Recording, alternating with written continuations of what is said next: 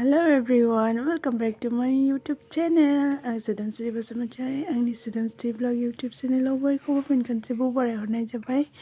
माब्रै दङ लोगोफोर बयबो मोजाङै दं जानांगौ आंबो दङ। दिनैनि vlogखौ स्टार्ट खालामनोसै नायलांदो बिदिबा लोगोफोर। Good morning Buddha.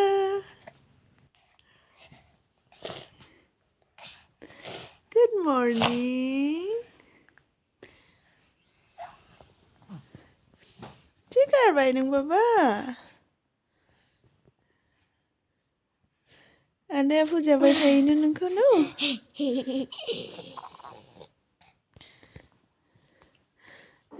चनाया दिनै 3 month complete जाबाय ना बाबा? 3 month complete हो गया उसका।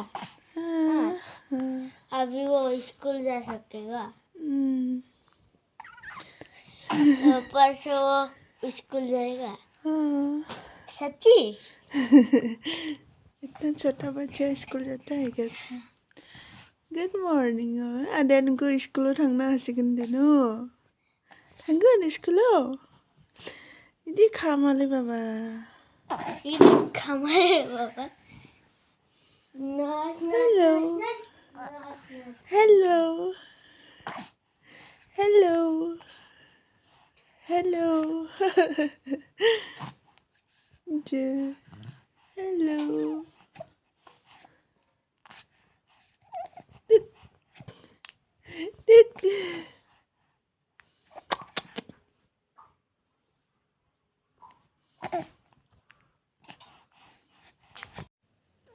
नै लोगोफोर आङो दायो घी बनायनो सानदों आरोना न'आवनो एसे फिसाला माने टिफिनाव घीजों बनायनाय बुस्थु बिबाय थायो नालाय बेखायनो आङो न'आवनो बनायो आरोना एसे गाइखेर दाखाखौ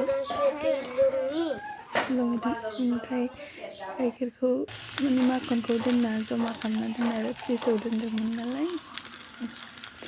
ओमफ्राय आङो दिहुननो हायाखै नालाय खुरैखौनो उल्टायलाबाय खेराइयानो लोगोफोर आङो बेबायदि बनायो आरोना आवगोल सिख्लायाव जेबो रोङामोन नालाय नै हाबा जाबा लोगोफोर गासैबो रोंनांगौ जायो आरोना नंगौना नङा कमेन्ट खिन्थाहरलाय। मेरे लिए खीर बनाया है गाइस टिफिन में देने के लिए।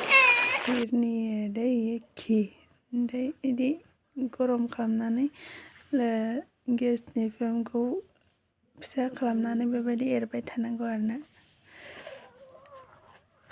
रोंखागौ जानांगौ बनायग्राफ्रा ओमफ्राय आङो एसे देखायबाय आरोना बेखौनो लोगोफोर ओमफ्राय पुरा माने गुफुर गुफुरा खामजासिम माने ओंखारजासिम थाव ओंखारजासिम एवबाय थानांगौ आरोना जाबायानो आरोना नै ओमफ्राय दायो आङो बेखौ साखनिजों साखिनानैहाय दोननोसै आरोना इमान गाज्रि टुपि फंबायखौ टुपिखौ खोबना गालांदों मोखाङाव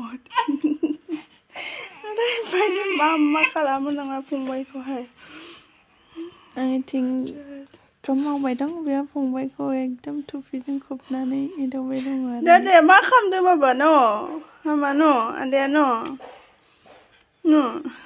एसे मात करो जाबाय आरोना नै लोगोफोर दायो आङो साखनिजों साखिनानै दोननोसै आरोना ओमफ्राय थान्दा जाबाथाय बथलाव सोनोसै आरो बयामाव सोनोसै आरोना